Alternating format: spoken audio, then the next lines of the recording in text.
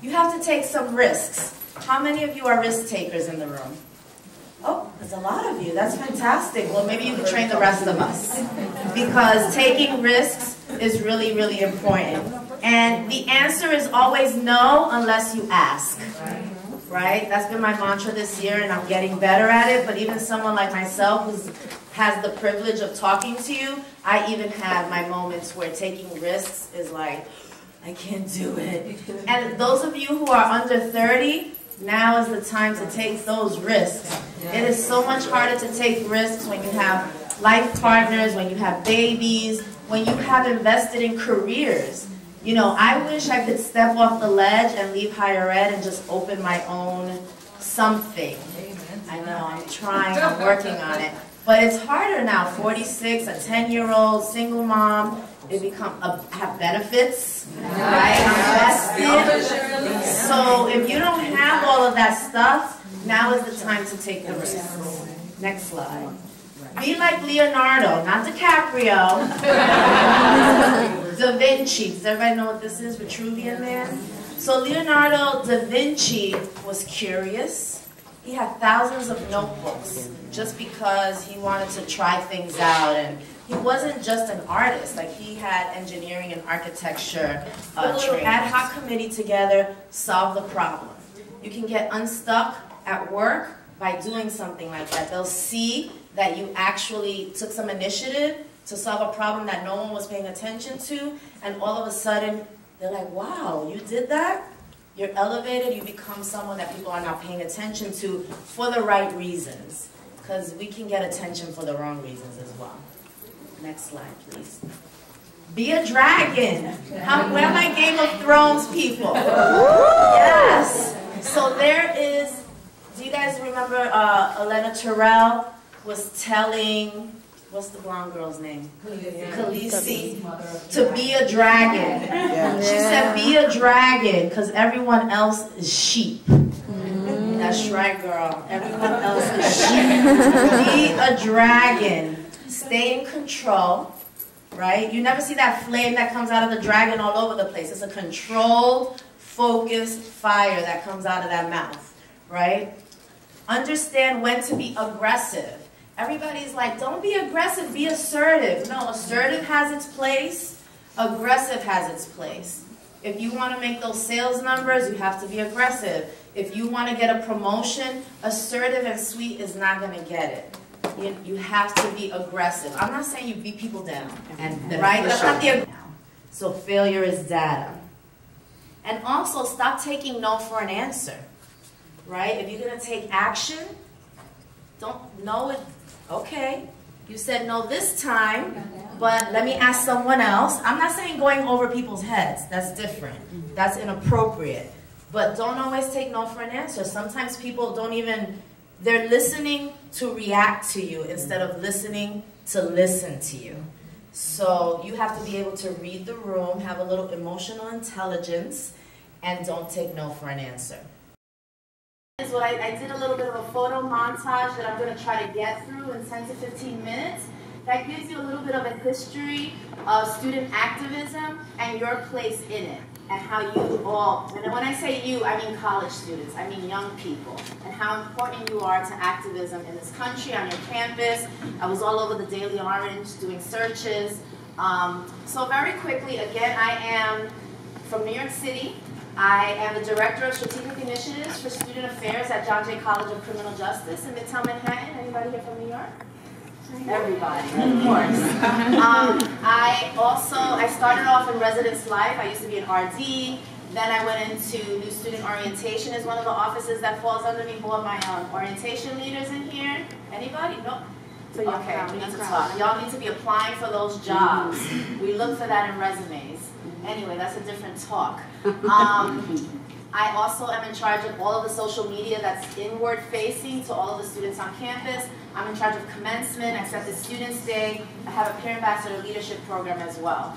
And on my side, when I have supposed time, maybe when my 9-year-old goes to bed, I work on a nonprofit organization that I founded a couple of years ago called Latinas in Higher Education, where we provide affordable professional development for women who want to advance in their careers.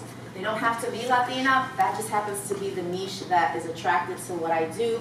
But all women come to our events and activities. So what we're going to talk about today, very quickly, is legacy and voice, leveraging your history. And what I did was, oh, and somebody said put your phones away, but I'm okay with you if you want to do any tweeting or Instagramming of anything that you learn here. And I'm at Higher Latinas on both. And this is one of our hermanas. When was this? Was this like a couple weeks ago? Fall. Yeah, so I thought this was fantastic what you guys are all doing here. And this is kind of the premise for the presentation today. So this is a little bit of what I'm going to try to approach today. It's not, this is a whole semester's worth of work, and I'm going to try to do this in 10 minutes. A little bit of history of student activism. This is your legacy, right? This is boycotting grapes out on the West Coast. There's the United Farm Workers Union. You have, does anybody know what this is about? What group was this?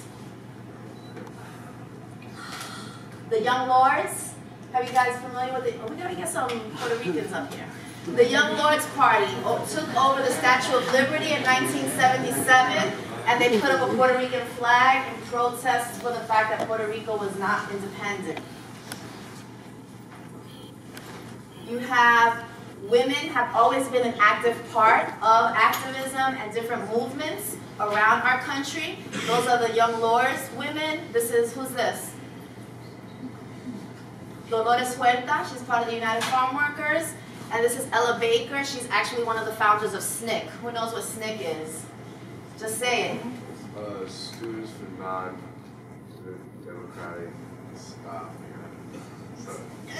You got student right. Student Nonviolent Coordinating Committee. It is the organization that made Martin Luther King famous and Stokely Carmichael famous. That organization was started under the impetus of a woman, and I bet you never learned that and never hear that. Here are two more men. This is Cesar Chavez, United Farm Workers. This is Stokely Carmichael. Does anybody know who he is? Anybody ever heard of the Black Panthers? Yes, okay. He's from the Bronx. Anybody from the Bronx? He went to Bronx High School of Science. Anybody go to Bronx Science? I know I did. Okay, no Bronx Science. All right. I put him up here in particular because I thought you could relate. He immigrated from Trinidad. Any Caribbean folk in here? That's it? Oh, no wonder it's so quiet in here. There's not a lot of Caribbean folk in here. So this is part of your legacy. Students staging sit-downs. All those sit-downs you hear about in the Black movement and the Civil Rights movement, those were students. Those weren't politicians. Those weren't our parents. They were students like you. History of activism, Movimiento Estudiantil Chicano de Aztlán. Have you ever heard of MECHA? It's one of the most famous student organizations in this country, primarily on the West Coast and the Southwest, because it is founded on the Chicano movement. But again, students. Pelea como una mujer, right? So this is, what do you think this means? Well, first of all, let me translate this. I'm sure not everyone speaks Spanish. It means fight like a woman, right? What does that mean? What's the irony of it? Oh no, we're gonna wake up today. You're not gonna Everybody always says fight like a man. That's right. And who fights better? Well, that's right, girl. All right. Who runs the world? Girl. Thank you. Here's another really interesting student movement piece. Ni santas ni putas, son las mujeres. Does anybody know what that means? What do you think this is fighting against? Further, drill it down. Not fighting against. What? I can't hear you. Yeah, sexual assault. Right? We're not saints. We're not whores. We're women. Right? That to me, that's a very profound statement. That's in 1960. This is a group of women. They're called the Brown Berets. Again, another West Coast movement, and they started with high school students who wanted better things happening in their own communities. So they're marching, and that's a student movement. How many of you were doing movements when you were in high school? Right, like that. Well, I saw two hands. You were? What were you doing? A lot of like activism through Toward what? What were you fighting for? theater and just gentrification of the neighborhood. Oh, where do you live? Brooklyn? I know. I see it. All right, good, good. So that's a little bit of the history, right? I'm going really fast. But all of these pictures, guess where I found them? Online, right? But they're really important. The part of your legacy and your history as Latinos, people of color. So this is what I consider is part of your duty. You are leaders on campus, right? Or you want to be part of a cadre of leaders on campus, as I understand not everyone in here is in a Greek letter organization. First thing you need to remember and say and over again is what I want you to read this, all of you. 1, 2, 3.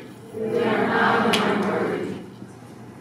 I want you to say that again with a little more gusto. Come on. 1, 2, 3. We are not a minority. That's the first thing you have to remember. If you're going to represent, you better remember that. Okay? Because I'm not going to follow you if you're thinking on this level. Why would I follow you? Right? This is, actually I got this out of the Daily Orange. I thought it was really interesting. A survey of the American freshmen coming into colleges all over the United States. And it's percent of students who said they would expect to participate in some kind of protest or demonstration. The largest population is the black population. They expected to be involved in something entering college. The next one is other race and ethnicity, which is always so unclear and ambiguous. And then in third place is the Latino population. So that's what you kind of like right in the middle. So student clubs are a way that you can put your input. This is your job and your way to act.